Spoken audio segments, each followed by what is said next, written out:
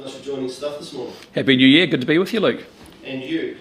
Now, yesterday, prior to the first parliamentary caucus meeting of the year, you came out hard on the cost of living and inflation and how it's affecting New Zealanders. Talk to us a bit about that. What's the strategy? Look, I think the fundamental thing is that New Zealanders are in a cost of living crisis at the moment. We've seen it before Christmas, but it's just picking up pace.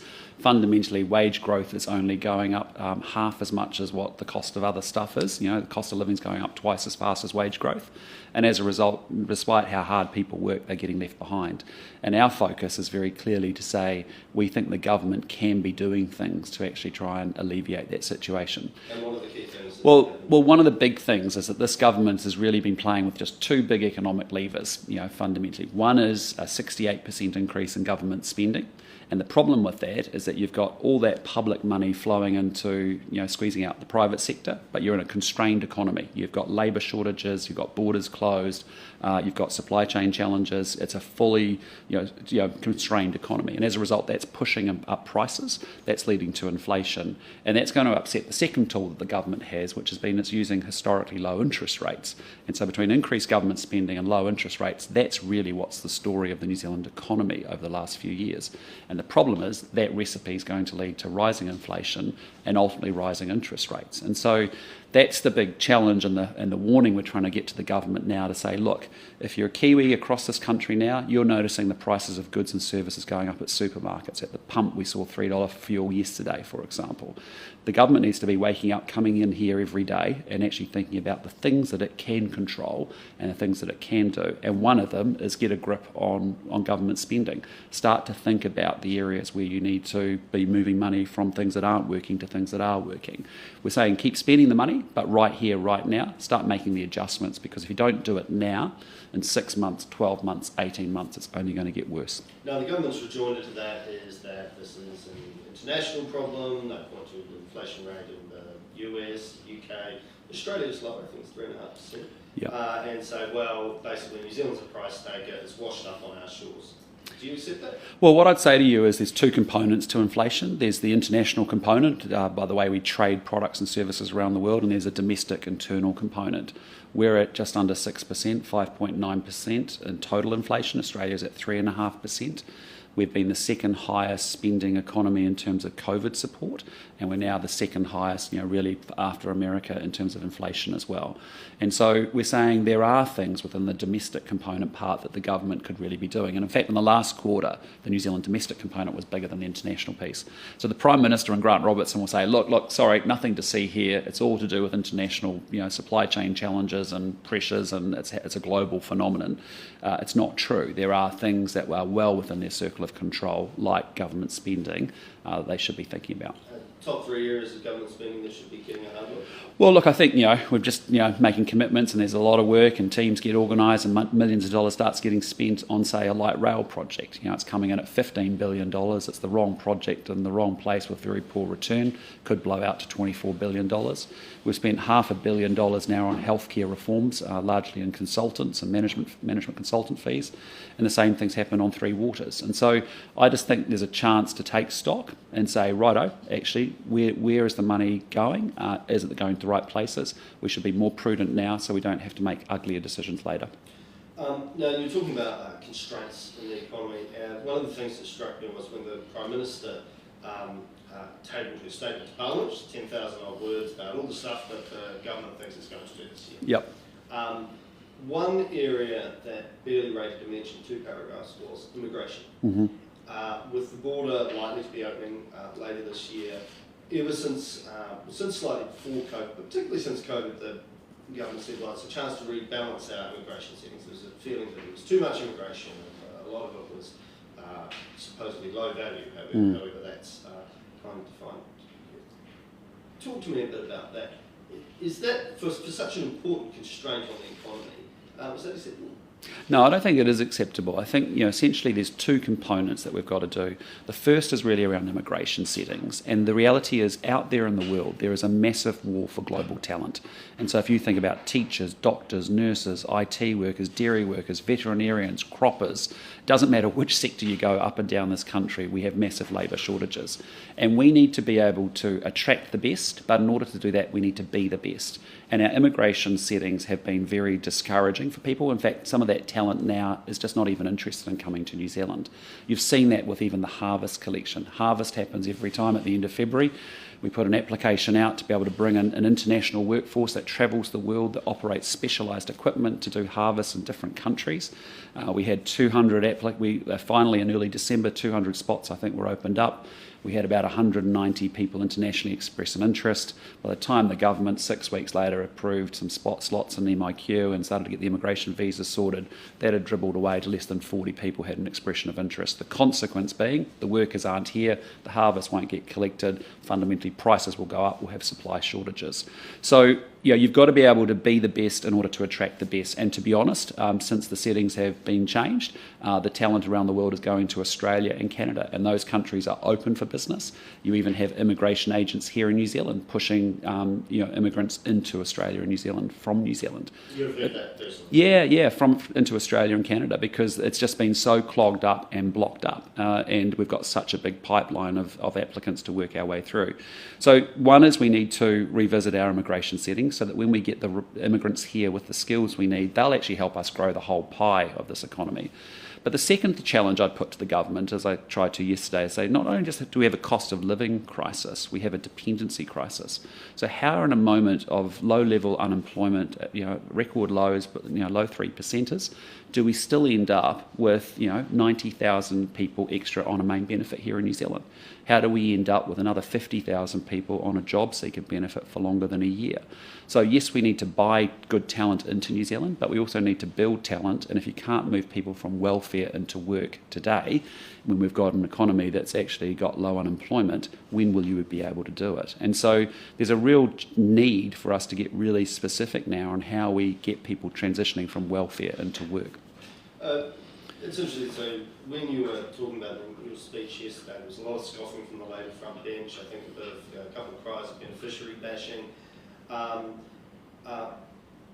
What's the strategy there for you?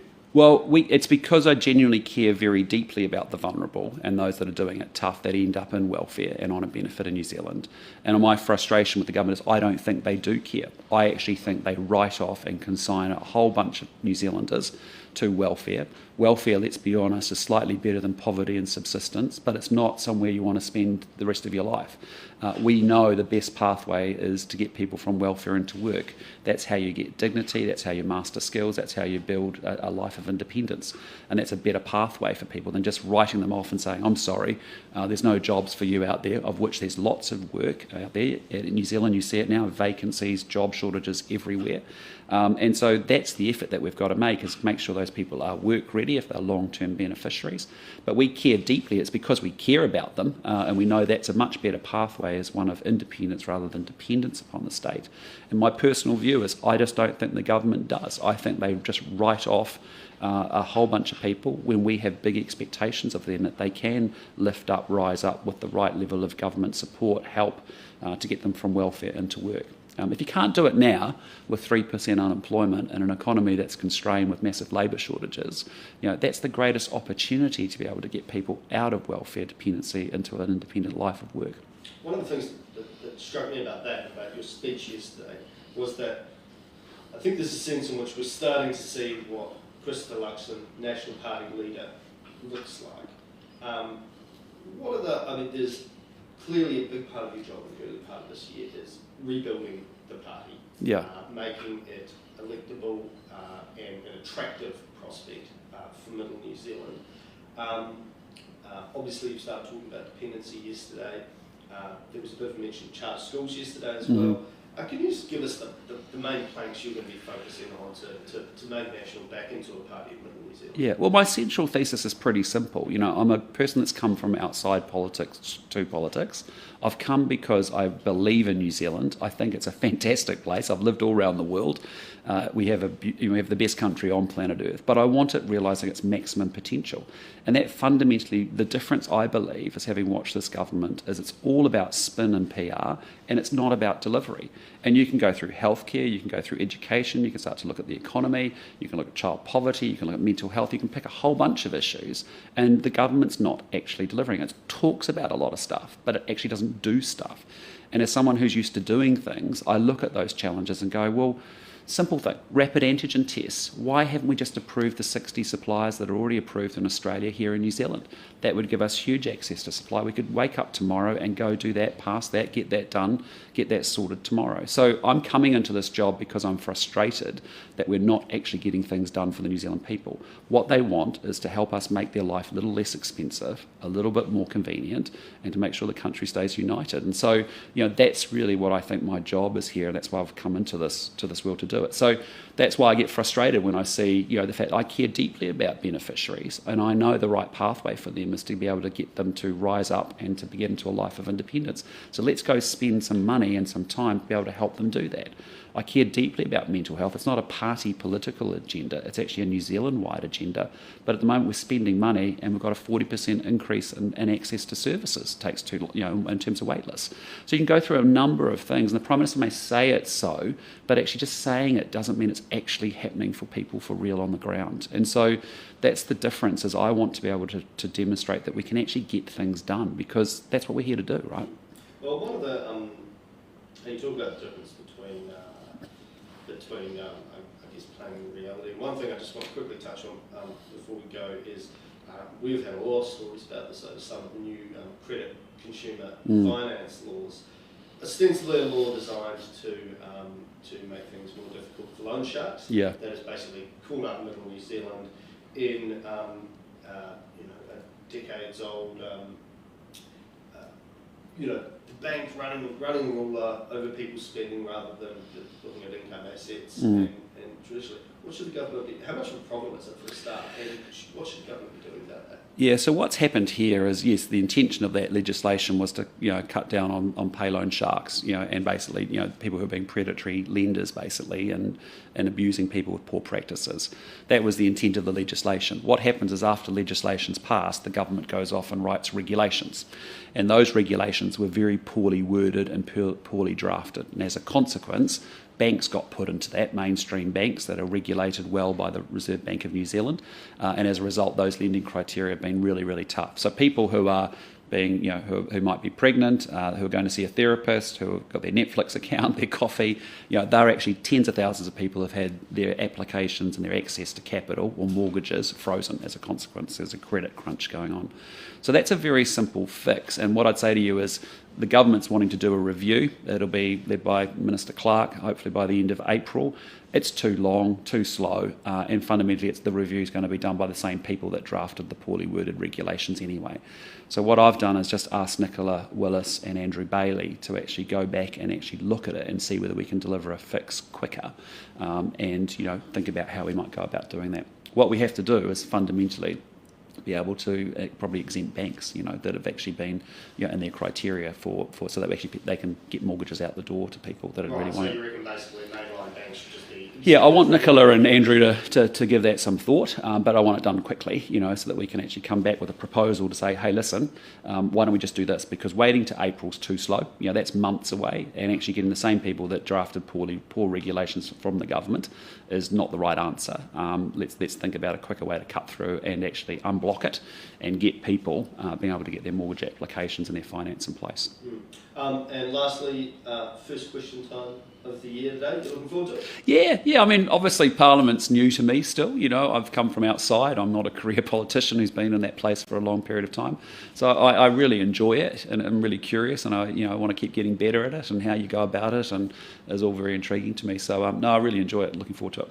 Hey, thanks so much for joining us. Appreciate your time.